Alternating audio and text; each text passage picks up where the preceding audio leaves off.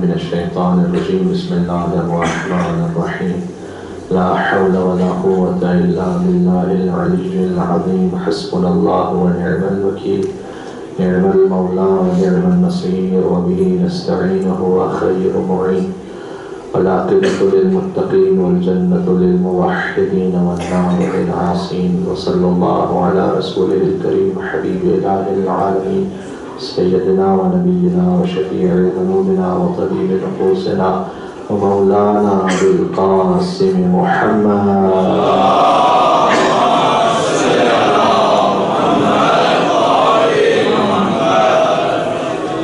وعلى آله الطيبين الطاهرين المعصومين المظلومين سيما بقية الله في الأراضين الذين أذهب الله عنهم الرجس وطهرهم تطهيرا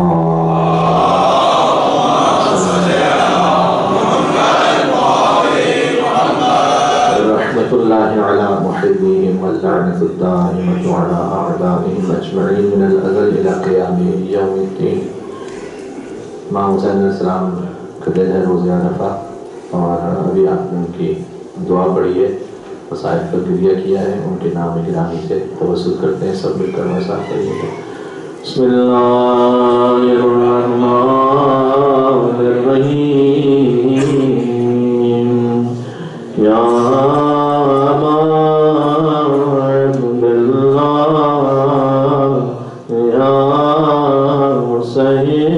ابن علی ایہا الشہید ابن رسول اللہ یا حجت اللہ علی خلقہ یا سیدنا و مولانا انا توجہنا واستشفعنا وتوسلنا بك إلى الله وقدمناك بين يدي حاجاتنا يا جهاد عند الله اشفع جزاكم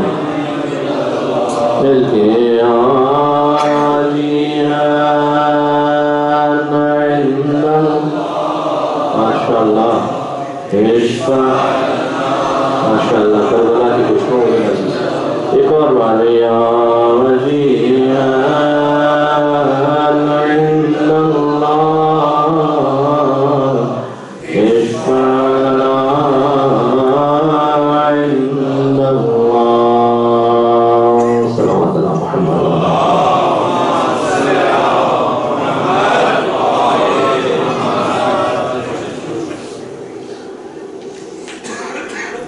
نو ذوالحج کی تاریخ ہے اور میں ذاتی طور پر اس بات کا بڑا خواہش مند ہوں کہ ہمارے جتنے ماتمی حضرات و ماتمی بھائیوں کو زیادہ سے زیادہ موقع مل سکے کہ وہ حضرت مسلم اخیر کا مرثہ پیش کر سکیں. اس خاطر میری مجلس بہت مختصر رہی تھی. ویسے میں 2 گھنٹے سے مسلسل آپ سے بات کر رہا تھا اور دعا پڑھ رہا تھا تو شدید خستگی بھی محسوس کر رہا ہوں، لیکن ایسی کیفیات جب ہم پر طاری ہوتی ہیں کسی بھی موقع پر تو یقین فرمائیے میں اپنی ذات کے لیے میں ایک بات سوچتا ہوں. تو پہلی بات یہ کہ میں بہت کچھ سوچ کے آیا تھا حضرت مسلم علیہ السلام کے حوالے سے بات کریں گے، پھر انشاءاللہ کبھی کسی موقع مجلس میں لگا تو میں آپ سے گزارش کروں گا. اس وقت وہ ماحول ہی کچھ اور بدل چکا ہے. حضرات کے گریے نے مجھے کسی اور طرف میرا رخ موڑ دیا ہے کہ میں جب بھی اپنے آپ کے لیے خستگی محسوس کرتا ہوں ایسے مسلسل اعمال کے بعد کے مسائل کے بعد اور پھر کبھی واپس مجلس سے مسائل پڑھنے ہوں تو میں اپنے آپ میں ایک جملہ سوچتا ہوں کہ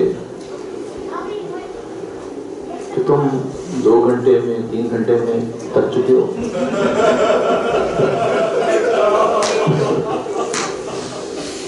زینب نہیں معلوم کتنی منزلوں تک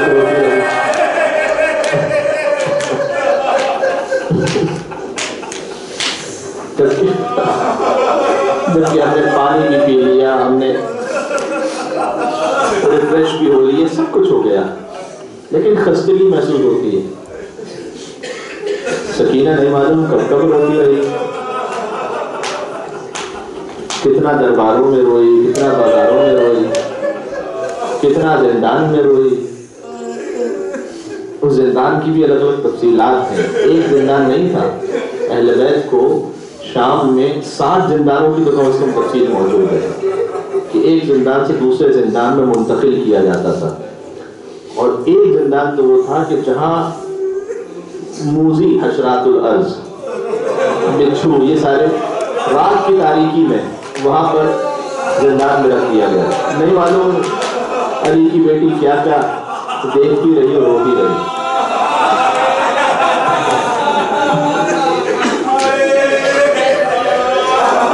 بس آپ کا دل فوراً آمادہ بھی ہو گیا، مجھے سفیر حسین کا ذکر کرنا ہے۔ بچوں کی خاطر میں تاریخ دوہرا دوں، 28 رجب حسین مدینہ سے چلے تھے، 28 رجب، اور بہت سو نے کہا تھا کہ نہ جائیے، محمد حنفیہ نے کہا نہ جائیے، اور کچھ لوگ آئے انہوں نے کہا نہ جائیے، بعض لوگوں نے کہا کہ ساتھ جا ہی رہے تو بچوں کو ساتھ لے کے نہ جائیے، بیویوں کو ساتھ لے کے نہ جائیے۔ تو حسین نے اس کو کہا تھا کہ ان اللہ شاء یرانی قتیلا، کہ پروردگار کی یہ مصلحت ہے کہ وہ مجھے شہید ہونا دیکھنا چاہتا ہے، اور آگے جملہ ہے کہ میرے بچوں کو اور بیویوں کو اسیر ہونا دیکھنا چاہتا ہے اس کے دین کی خاطر، لہذا حسین چلے۔ ایک صحابی ہیں جن کا نام ہے ابو ذروہ غفاری، بہت اونچا سنتے تھے، سنائی بالکل نہیں دیتا تھا، یعنی ان کے بارے میں یہاں تک مختر میں لکھا ہوا، یعنی تاریخوں میں لکھا ہوا ہے کہ اگر بادلوں کی گرج ہوتی تھی تو بھی انہیں سنائی نہیں دیتی تھی، شدید گرج بھی انہیں سنائی نہیں دیتی تھی۔ 28 رجب کی صبح تھی، اچانک اپنے بستر سے اٹھے، اپنی زوجہ کو بلایا، کہیں محلہ بنی ہاشم سے رونے کی آوازیں کیوں آ رہی ہیں؟ بتایا گیا کہ جو آل رسول ہیں، بیویاں ہیں، وہ رو رہی ہیں اس لیے کہ مدینہ چھٹ رہا ہے۔ یہ میں تاریخ پڑھ رہا ہوں بچوں کے لیے کہ حسین کی ہجرت کیسے ہوئی، آسان نہیں تھا، جانے مدینہ مدینہ سے جا رہا تھا۔ 28 رجب کو حسین جب چلے ہیں تو قیامت ہے، قیامت۔ میں نے شب جمعہ ہی کی کسی مجلس میں پڑھا تھا، ہم جیسا عام مومن ہو، آپ جائیے مدینہ میں جا کر آخری ودا کرتے نا جب جنت البقیع میں، خدا کی قسم قدم چل نہیں رہے ہوتے ہیں، انسان جاتا ہے پھر باہر آ جاتا ہے، پھر جاتا ہے پھر باہر کہتا ہے آخری بار میں بیوی کی قبر مطہر دیکھ لو، آخری بار میں مولا حسن کی قبر دیکھ لو، آخری بار میں گنبد خضرا دیکھ لو۔ تو وہ جو خود حسین اولاد فاطمہ زہرا ہے، تو ان کے لیے ماں کی قبر کو چھوڑنا، بس اتنا ضرور ہے کہ جب بھی روضہ رسول پر جاتے تھے تو قدم جما کر جاتے تھے، جب قبر حسن مجتبیٰ پر گئے تو ٹھہر کر، جیسے کوئی سی وقار امام وقت حسین ایسے جا رہے تھے، لیکن جب ماں کی لہر پر پہنچے تو ایسے دوڑے جیسے کوئی چھوٹا بچہ ماں کی گود میں جایا کرتا۔ کہ ماں ہمیں قبر میں لے لیجیے، آپ حسین نے پورا مرثیہ اپنا ماں کی قبر پر۔ ایسے رخصت ہوئے تو حسین 28 رجب کو مدینہ منورہ سے۔ ہاں، اور اتنا ضرور ہے کہ کچھ راویان ہیں جو بیان کرتے ہیں، جیسے مثال کے طور پر ایک شخص کہتا ہے کہ میں 28 رجب ہی کو مدینہ پہنچا، تو میں نے دیکھا کہ محلہ بنی ہاشم میں بہت بھیڑ لگی ہوئی ہے، جو میں وہاں پہنچا تو میں نے مجھے خبر ملی کہ حسین آج جا رہے ہیں، اور میں نے دیکھا کہ مستورات میں سے، اہل بیت میں سے ایک ایک بیوی تشریف لاتی تھی، پورے سر تپا کمال حجاب کے ساتھ، اور کوئی نہ کوئی جوان آگے بڑھ کر اس بیوی کو سہارا دیا کرتا تھا۔ اور میں نے دیکھا کہ ایک بزرگ ہیں کہ جو کرسی پہ تشریف فرما ہے، میں نے پوچھا کسی سے کہ یہ کون سے بزرگ ہیں، تو کہا یہ نواز رسول حسین ابن علی ہیں، اور حسین علیہ السلام وہاں کرسی پہ تشریف فرماتے، یہاں تک کہ ایک آواز آئی کہ یا اہل المدینہ غضوا ابصارکم، اے مدینہ والوں اور اپنی نگاہوں کو جھکا لو، اب سب دور ہو جائیں، اس لیے کہ اب فاطمہ کی بیٹی رہنے والے ہیں۔ اور دفعتاً جیسے یہ صدا گونجی تو حسین اپنے مقام سے اور حسین، یہ وہ سواری میں ذکر کر چکا ہوں، یہ وہ سواری ہے کہ جو حسین نے زینب کو کروائی ہے، اور عصر عاشور وہ سواری ہے کہ جو زینب نے حسین کو کروائی۔ 28 رجب کو اس انداز سے کاروان رخصت ہوا۔ 3 دن رجب کے اور 3 دن شعبان کے، 3 شعبان کو مکہ پہنچ گیا حسین کا قافلہ، 3 شعبان کو مکہ پہنچ گیا۔ اب بچے تاریخ کو ذہن میں رکھیں، شعبان کا پورا مہینہ حسین مدینہ مکہ میں رہے، رمضان، شوال، ذی القعدہ، ذی الحج۔ ذی الحج کا چاند طلوع ہو گیا، حسین مکہ میں ہے، اور حج کے لیے حسین نے احرام باندھ دیا۔ حسین نے 25 حج پیدل کیے تھے، کون ہوگا حسین سے بڑھ کر عاشق حج؟ 25 حج پیدل کیے، اور غور کیجیے کتنا بڑا ظلم ہے کہ وہ کہ جس کے صدقے میں خانہ کعبہ باقی ہے، اور جس کے وجود کی برکت سے خانہ خدا کی روشنی ہے، اسے یہ خبر ملی کہ احرام کے لباس میں قاتل بھجوا دیے گئے ہیں، اور اب احرام ان میں نہیں ہے، احرام کے اندر خنجر موجود ہے، اور حسین نہیں چاہتے تھے کہ حرمت خانہ خدا پامال ہو جائے، اور یہ بھی نہیں چاہتے تھے کہ میرا قاتل نامعلوم رہ جائے۔ غور فرمائیے گا، اس لیے حج میں کون کس کو قتل کرتے کیا خبر ہوتی ہے، تو حسین یہ نہیں چاہتے تھے۔ دیکھیں یزید کا جو منصوبہ، اب آپ کا رخ ظاہر مسائل کی طرف ہے، تو میں اس وقت نہیں چاہتا کہ میں فضائل کی طرف جاؤں گا تو پھر اور بات شروع ہو جائے گا، لیکن یہ جملہ مجھے کہنے دیں اور اسے آپ اس انداز سے وصول کیجیے گا، اس کے بعد پھر میں دوبارہ سے آ جاؤں گا، کیونکہ حسین کا مکہ چھوڑنا بھی ایک بہت بڑا مصیبت کا مرحلہ ہے، خانہ خدا کو چھوڑنا ہے، اللہ کے گھر کو چھوڑنا ہے۔ اور لیکن یزید لعین کا منصوبہ یہ تھا، اس نے 3 گروہ بنائے تھے، یہ بہت اہم نقطہ غور کیجیے گا، 3 گروہ اس نے بنائے تھے۔ کب؟ جب حسین مکہ میں ہیں اور حج کرنے والے ہیں۔ پہلا گروہ وہ تھا کہ جو حسین کو شہید کر دے، علیہ الصلوۃ والسلام سید الشہداء کو شہید کر دے، یہ پہلا گروہ تھا۔ جب حسین قتل ہو جائے تو دوسرا گروہ تھا اس کا، اور یہ تینوں کو ایک دوسرے کی خبر نہیں تھی، جیسے آج ہوتا ہے، آج کی جو سیاست ہے وہ بھی اس طرح سے، تو جو دوسرا گروہ ہے اس کو خبر نہیں پہلے گروہ کی، اور پہلے گروہ کو خبر نہیں تیسرے گروہ کی، سب کے الگ الگ کام تھے۔ دوسرا گروہ وہ تھا کہ جو ان لوگوں کو قتل کر دے جنہوں نے حسین کو قتل کیا، تاکہ معاملہ یہ ختم ہو جائے، پتہ ہی نہ چلے کون تھا حج۔ اور جب یہ قتل و غارت مسجد الحرام کے اطراف میں ہو جائے تو تیسرا گروہ وہ تھا کہ جو شور مچا دے اور یہ کہے کہ جناب اب تو مسجد الحرام میں اتنا قتل و غارت ہو گیا کہ حج ساقط ہو گیا، یہ جائے امن نہیں رہا، لہٰذا حج کو ساقط کر دیا جائے۔ آپ دیکھ رہے کتنی گہری سازش تھی کہ پہلے ایک رکن اسلام اس پہ شک آ جائے، اس کے بعد آہستہ آہستہ آہستہ اسلام کی بساط کو نعوذ باللہ لپیٹ دیا جائے۔ اور ہمارے حسین نے کیا کیا؟ حسین نے صرف ایک کام کیا، حسین نے کہا کہ جو میرا حج کی طرف بڑھتا ہوا قدم ہے میں اس کو روک لوں گا، پیچھے ہٹ جاؤں گا۔ اس سے کیا ہوا؟ اس سے یہ ہوا کہ مسجد الحرام کی حرمت بھی رہ گئی، اور حج جیسا رکن اسلامی اس کی وقار و عزت بھی باقی رہ گئی، اور وہ اپنے مقام پر باقی رہا۔ آپ جتنے میرے سننے والے ہو غور فرمائیے، یعنی جس حسین کا پیچھے ہٹتا ہوا قدم حج جیسی عبادت کو بچا جائے، اس کے آگے بڑھتے ہوئے قدم کی شان و شوکت کیا ہوگی؟ یعنی جس کا پیچھے ہٹتا ہوا قدم اسلام کی ناموس کو بچا لے، اس کے آگے بڑھتے ہوئے قدم کی شان و شوکت کیا ہوگی؟ آپ غور فرمائیں۔ بس سید الشہداء نے کام کیا، اور اس کے بعد یہ سلسلہ ہوا کہ امام، اور اسی خاطر تو اللہ سبحانہ و تعالیٰ نے جیسے حسین کی محبت کو رکھا ہے نا مومنوں کے دلوں میں، حد تک کسی کے لیے اہتمام نہیں فرمایا، یہاں تک کہ اپنی ذات کے لیے بھی وہ اہتمام نہیں فرمایا، اپنی ذات کے لیے وہ اہتمام نہیں فرمایا کہ ان للحسین فی قلوب المؤمنین حرارۃ لا تبرد ابدا۔ فرمایا حسین کے لیے اللہ نے مومنوں کے دلوں میں وہ گرمی رکھی ہے جو کبھی ٹھنڈی نہیں ہونے والی، اس کی آتش کبھی بجھنے نہیں والی۔ کیوں؟ اس لیے کہ حسین نے قدم بقدم اللہ کے دین کو ایسے بچایا ہے۔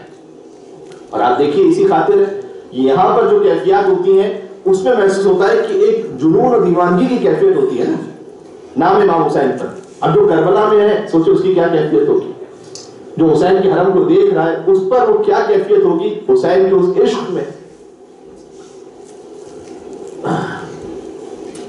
شبیر کے دیوانوں کو سمجھائے نہ دنیا، شبیر کے دیوانوں کو سمجھائے نہ دنیا یہ خوب سمجھ بوجھ کے دیوانے ہوئے.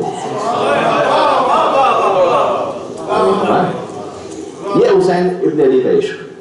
اس کے بعد انسان پھر کسی چیز کو بس اس کے سامنے ہوتا ہے کہ بس میرے مولا حسین راضی ہو جائے. حسین نے عظمت کعبہ کو بچا لیا, چھوڑ دیا خانہ خدا. کب؟ جب ہزاروں حاجی حج کے لیے آ رہے تھے, سب کی زبان پر لبیک اللہم لبیک تھا. حسین نے حج کے احرام کو عمرے کے احرام میں بدلا. یعنی آپ اپنے آپ سے ذرا سوال کیجیے گا کہ اللہ نہ کرے کسی پر ایسی کوئی وقت آ جائے کہ وہ پہنچ چکا ہو حج کے لیے, وہ پہنچ چکا ہو زیارت کے لیے, اور نہ کر سکے وہ, اور اس سے کہا جائے کہ نہیں اب تمہیں چھوڑ کے جانا ہے. اور حسین جیسا وہ کہ جس نے اتنے حج کیا تو عاشق حج کا. حسین نے 8 کیونکہ 9 ذی الحجہ تک اگر انتظار کرتے وقوف پہ عرفات واجب ہو جاتا, پھر عرفات کا وقوف واجب ہو جاتا تو پھر مینا اور سارے اعمال واجب ہو جاتے. اور حسین اتنے دن نہیں رکنا چاہتے تھے مسجد الحرام کے اطراف میں تاکہ اس کی حرمت ضائع نہ ہو, لہٰذا 8 ذی الحجہ کو تبدیل کر دیا. حج کا جو احرام تھا اس میں نیت عمرے کی کر لی, اور عمرے کی نیت کر کے حسین نے عمرہ مکمل کیا. 8 ذی الحجہ کو قاضی سرکار ابوالفضل عباس نے کعبے کی چھت پر ایک خطبہ ارشاد فرمایا, اور اس خطبے میں امام حسین کا کمال تعارف ہے. اور اس کے بعد حسین چلے مکہ سے, چلے مکہ سے. اب جو یہ کاروان چل رہا ہے تو فی الحال اس کی منزل, حسین علم غیب سے تو سبھی جانتے ہیں, لیکن باقی اصحاب کے لیے اس کی منزل نامعلوم ہے. ابھی خبر نہیں ہے کہ یہ قافلہ کہاں جا کر رکے گا. ابتدائی ارادہ یہ ہے کہ کوفہ پہنچیں گے. ٹھیک, اچھا اس میں ایک اور بہت بڑا پیغام, موجودہ حالات یہ جو آل سعود کی خدا ان پر بے شمار لعنت کرے, اس صورتحال میں اس جملے کو سنیے گا. حسین نے 14 سال پہلے کہا, کون؟ جب حسین مکہ چھوڑ کے جانے لگے تو عبداللہ ابن زبیر آ گئے. عبداللہ ابن زبیر نے امام حسین کو کہا کہ میں آپ سے ایک بات کہنا چاہتا ہوں, اگر آپ مکہ میں رہیں خانہ خدا کے اطراف میں تو آپ میری ضمانت میں ہیں, میں آپ کی حفاظت کی ضمانت دیتا ہوں. سنیے, غور کیجیے گا. اور اگر آپ مکہ چھوڑ کر چلے جائیں تو پھر میں ضامن نہیں ہوں. یعنی وہ یہ چاہ رہا تھا امام حسین السلام کو ظاہر کرنا کہ آپ میری حفاظت میں, نعوذ باللہ من ذالک. امام سے اس نے کہا کہ اگر آپ مکہ میں رہیں گے میری ضمانت میں ہوں گے, مکہ سے باہر جائیں گے میری ضمانت نہیں. حسین نے خدا کے ساتھ تاریخی وہ جملہ ارشاد فرمایا کہ آج تک کے 1400 سال بعد تک کے کتنے مسائل اس سے حل ہو جاتے ہیں. حسین نے کہا, اے عبداللہ ابن زبیر, میں تجھے ایک نصیحت کر دوں, جب بھی کبھی آگے مستقبل میں وقت آ جائے نا تو کعبے کو اپنے آپ کے لیے ڈھال نہ بنانا, بلکہ کعبے کے سامنے کھڑے ہو کر خود ڈھال بن جانا کعبے کی حفاظت کے لیے. یہ آج تک کے حالات کو سن لیجئے گا. اس میں امام نے کہا خبردار اپنے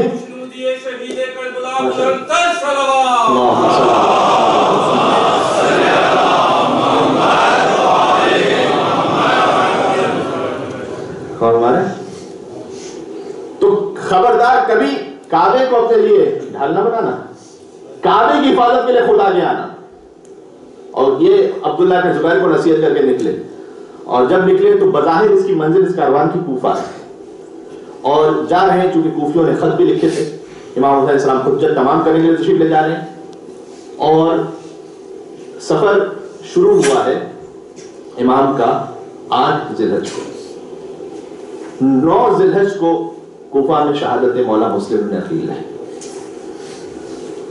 علم غیب سے جانتے ہیں, لیکن ابھی تک اس کاروان تک باقاعدہ اطلاع نہیں پہنچی کہ کوفہ میں کیا ہو چکا ہے. امام تشریف لے جا رہے ہیں. بظاہر ایسا محسوس ہوتا ہے کہ 10 ذی الحجہ کی تاریخ ہوگی کہ جب کچھ لوگ راہ کوفہ سے آتے ہوئے نظر آ رہے تھے, اور امام نے ان سے سوال کیا کہ کوفہ کے حالات کیا ہیں. کہا کہ فرزند رسول الگ سے آپ کو اطلاع دینا چاہتے ہیں. امام نے کہا کہ نہیں, ان سب سے کوئی چیز چھپی بھی نہیں, میرے سامنے بات کرو, ان سب کے سامنے کہو. پہلے سے بہت واضح رکھا امام حسین نے, بہت واضح رکھا کہ جو ہمارے ساتھ چل رہے ہیں وہ موت کی طرف آگے جا رہا ہے, تاکہ کوئی شک و شبہ میں نہ رہے کہ بعد میں کیا ہونے والا ہے. بالکل واضح ہے. اسی لیے تو ہے کہ کربلا فیصلہ کن یوم الفرقان ہے. بالکل کہ جو آخر تک ساتھ رہا ہے وہ یہ سمجھ کے ساتھ رہا ہے کہ مجھے مر جانا ہے. کوئی ڈاؤٹ, کوئی شبہ نہیں کسی کو کہ کیا ہوگا. اور بات اچھا 10 ذی الحجہ کو امام کو وہ جو سوال نظر آئے, انہوں نے کہا کہ فرزند رسول آپ کا حکم دیتے ہیں, سب کے سامنے کہہ دیتے. جب ہم نے کوفہ چھوڑا تھا تو ہم نے دیکھا تھا کہ مسلم کی لاش کے پاؤں میں رسی بندھی ہوئی تھی اور لوگ مسلم کی لاش کو کوفہ کی گلیوں میں پھیلا رہے تھے۔ اب وہ انزل من الفرس نہیں ہے جو عربی کی باریکی جانتے، وہ سقط من الفرس، عباس گھوڑے پر تھے، گھوڑے سے گرے، اترے نہیں، گرے زمین پر۔ کا مولا اب یہ وقت آ گیا کہ ہمارے ہوتے ہوئے ہمارے بھائی مسلم بن عقیل کے ساتھ کیا عباس میں تو بہت کچھ اور بھی جانتا ہوں، اگر ضبط کر پاؤ تو تمہیں دکھاؤں۔ اور اس کے بعد مولا نے کہا کہ عباس ان دو انگلیوں کے درمیان دیکھنا شروع کر، اور فاصلے سمٹ گئے اور عباس کو کوفہ نظر آنے لگا، اور عباس نے فریاد بلند کی، کہا کہ مولا مسلم کی لاش تھی، کوفہ کی گلیوں میں پڑی ہوئی تھی، کوئی ظالم پتھر مار رہا تھا، کوئی اور ظلم کر رہا تھا، کہ مولا مجھے اجازت دے میں ابھی جاؤں اور اپنے بھائی مسلم عقیل کی شہادت کا بدلہ لوں۔ کہ عباس تجھے کربلا میں بہت بڑا کام کرنا ہے۔ مسلم کی شہادت میں اور حسین کی شہادت میں بہت ساری مماثلتیں بھی ہیں۔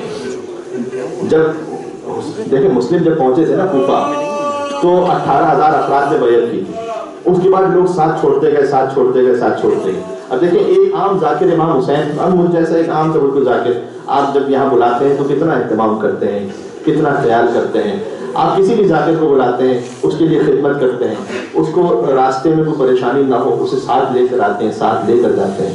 جب حسین کا سفیر ہے اور کوفہ کی گلیوں میں پھر رہا ہے اور کوئی گھر میں پناہ دینے کو تیار نہیں ہے، یہاں تک کہ اب یہ تھوڑا سا مولا مسلم عقیل کے لیے میں مجلس تمام کر رہا ہوں، آپ پہلے ہی ہو چکے، مجلس تو تمام ہو گئے، گریے کا حق آپ نے جتنا انسانی بس میں تھا وہ ادا کر چکے ہیں، جو صدائیں میں سن رہا تھا آپ کی۔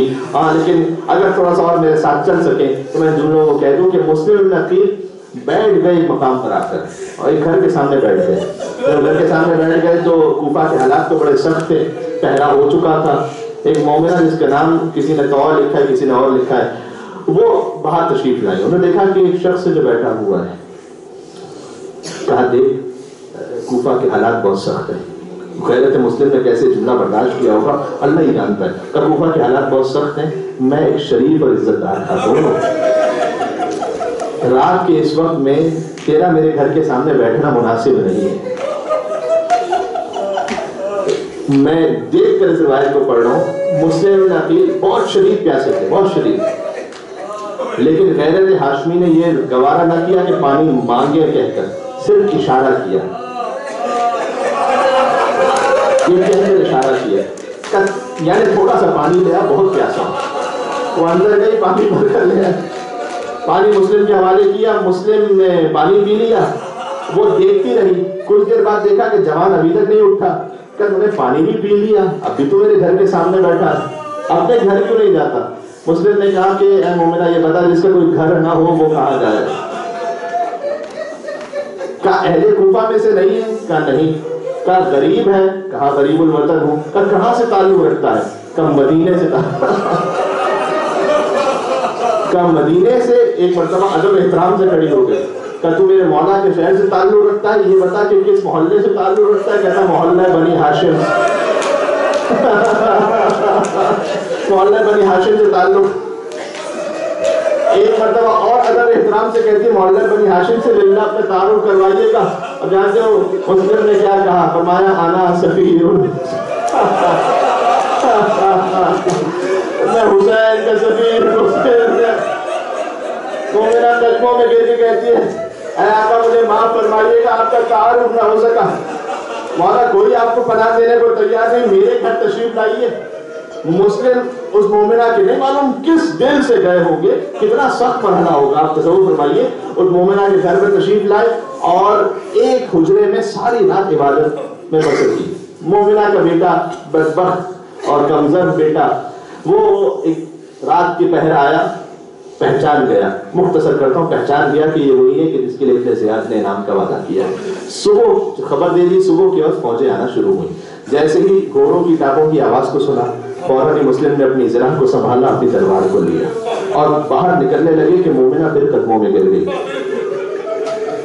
کہتی ہے کہ آقا دیکھیں گھر میں رہ کر اگر جہاد ہو جائے گا تو بہتر جہاد ہوگا، اندر رہ کر باہر تشریف لے جائیں گے تو دشمنوں میں گھر جائیں گے، ہر طرف سے تلواریں ہوں گی، اس وقت جنگ کرنا مشکل ہو جائے گا۔ یہاں دو جملے ہیں، دونوں میں نے پڑھے ہیں۔ ایک پہلا مسلم نے کہا کہ دیکھ اگر میں تیرے گھر میں رہ کر جنگ کرتا رہا یہ ظالم تیرے گھر کو باہر سے آگ لگا دیں گے،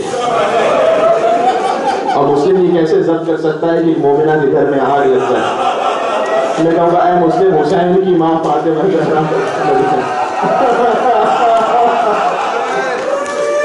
فاطمہ کا گھر جل رہا۔ اور دوسرا جملہ یہ بھی میں نے دیکھ کے پڑھ رہا ہوں، وہ یہ کہ فرمایا کہ دیکھ اگر میں گھر میں رہ کے لڑتا رہا یہ گھر میں داخل ہو جائیں گے، اور پھر مجھے ڈر ہے تیرا حجاب محفوظ نہیں رہے گا، تیری چادر محفوظ نہیں رہے گی، اور عقیل کا غیرت دار مسلم یہ تصور نہیں کر سکتا کہ اس کے سامنے کسی مومنہ عورت کی چادر کو چھین لیا جائے۔ میں کہوں گا اے عقیل کے غیرت دار مسلم، میرا بیمار امام سید سجاد کے سامنے زینب کی چادر چھین لی، سجاد کے سامنے سکینہ کو تھامے رکھتے رہے۔ یہ کہہ کر باہر نکلے، جہاد فرماتے جاتے ہیں۔ تو سن لیجیے گا آج 9 ذی الحجہ کی تاریخ شہادت کا دن کیسے تاریخ میں واقعہ پیش آیا۔ جہاد فرماتے جاتے ہیں، مختصر یہ کہ گڑھا کھود کر گرفتار کیا گیا۔ جہاد فرماتے ایک گڑھے میں گرے، فرمایا ھذا اول الغدر، یہ پہلا دھوکہ ہے جو ان لعینوں نے دیا۔ اور جیسے ہی مسلم اس گڑھے میں آئے نہیں معلوم کتنے نیزے کتنی تلواریں مسلم پر زخمی ہوتے گئے، اور اسی زخمی حالت میں گرفتار کیا گیا۔ گرفتار کر کے ابن زیاد کے دربار میں لے آئے، آنکھوں میں آنکھیں ڈال کے کھڑے ہو گئے۔ ابن زیاد نے کہا تو نے اپنے امیر کو سلام نہیں کیا؟ کہا مالی امیر سوا حسین، خبردار میرا حسین کے سوا کوئی امیر نہیں ہے۔ سن سکو گے کسی نے میرے بیمار امام سید سجاد سے پوچھا تھا مولا آپ کے چچا مسلم ابن عقیل بھی تو گئے تھے نا دربار میں، وہ بھی وہی کوفہ کا دربار تھا، ابن زیاد کا دربار تھا، آنکھوں میں آنکھیں ڈال کر کھڑے تھے، سینہ تنا ہوا تھا، زخمی تھے لیکن سامنے دیکھ کر بات کر رہے تھے۔ مولا لیکن جب آپ دربار میں پہنچے گردن جھکی ہوئی تھی، کہاں ہے رونے والے اس وقت؟ گردن جھکی ہوئی تھی، کمر خم تھی، نگاہیں نیچے تھی۔ مولا مسلم کتنا ہی شجاع کیوں نہ ہو جائے، آپ سے زیادہ شجاع تو نہیں ہو سکتا۔ مولا یہ فرق کیوں ہو گیا؟ سجاد نے کہا سوال کرنے والے تو نے ایک بار پھر سجاد کے کلیجے کو زخمی کر دیا۔ تو نے یہ تو دیکھا کہ مسلم آیا تھا، تو نے یہ نہ دیکھا کہ مسلم تنہا آیا تھا۔ جب میں دربار میں گیا تو علی اور فاطمہ کی بیٹی میں نظروں کو کیسے اٹھاتا؟ مسلم کو گرفتار کر کے لے کے دارالامارہ پر آج دور سے سلام کیا نا، حسین کی زیارت پڑی ہے، یہ کس نے سکھایا ہے؟ یہ مسلم ابن عقیل نے سکھلایا ہے۔ کہ مجھے مولا کو سلام کرنے لئے السلام علیکم یا محمد، مسلم نے دور سے حسین کو سلام کیا۔ جلاد کی تلوار چلی، مسلم کا سر تن سے جدا ہو گیا، اور مسلم کا لاشا دارالامارہ سے کوفہ کی گلیوں میں گر گیا۔ اب آپ جانتے ہیں وہ جو توعہ تھی نا، وہ جو توعہ تھی جس نے مسلم کو پناہ دی تھی، اسے خبر ملی کہ مسلم مارے گئے، اب کوفہ کی گلیوں میں ماری ماری پھر رہی تھی، یہاں تک کہ دیکھا کہ ایک لاشا رکھا ہوا ہے، سمجھ گئی میرے مولا مسلم نقیل کا لاشا، دیکھتی ہے چھوٹے چھوٹے بچے آ رہے ہیں، کوئی پتھر مارا، کوئی ہاتھ پھینک رہا، تو آ کر کھڑی ہو گئی اور کہتی ہے اے حسین تجھ پر یہ کون سی غربت ہے؟ میں کہوں گا اے کون، انہیں تو ابھی سفیر حسین کا لاشا دیکھا ہے، تو نے زینب کی طرح کربلا میں حسین کا لاشا نہیں دیکھا۔ جب دائیں طرف کے گھوڑے بائیں طرف دوڑے، آخری جملہ، بائیں طرف کے گھوڑے دائیں طرف دوڑے، حسین کو مسلم کی شہادت کی خبر ملی۔ یہ ساری وہ شباہتیں جو مسلم اور حسین میں، لیکن ایک فرق بھی ہے۔ فرق کیا ہے؟ حسین نے کہا بعض ذرا مسلم کی یتیم بچی کو تو بلا، مسلم کی یتیم بچی آئی، حسین گود میں بٹھا کر پیار کرنے لگے، آل محمد سے تعلق کا سمجھ گئی، کہتی ہے مولا آج تو ایسے پیار کر رہے ہیں جیسے کوئی یتیم اور وہ پیار کیا کرتا ہے۔ حسین نے سر پر ہاتھ رکھ کر کہا اے بیٹی، آج سے تیرا مولا حسین، آج سے تیرا بابا حسین، آج سے مجھے بابا کے نکم میں مولا۔ اگر سکینہ یہ مسئلہ دیکھ رہی ہے، مولا سکینہ کو